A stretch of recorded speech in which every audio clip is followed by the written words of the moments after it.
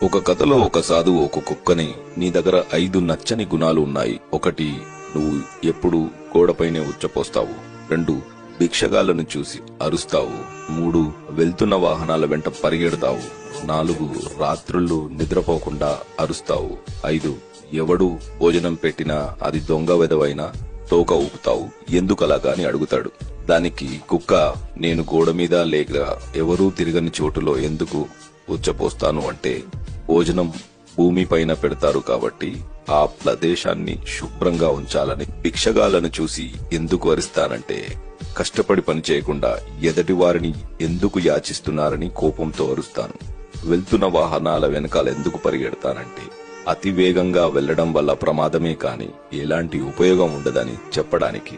రాత్రుళ్ళు ఎందుకు అరుస్తానంటే, నిశ్శబ్దంగా నిర్మానుషమైన ఈ చీకటిలో నేను మీకు తోడుగా ఉన్నాను, మీరు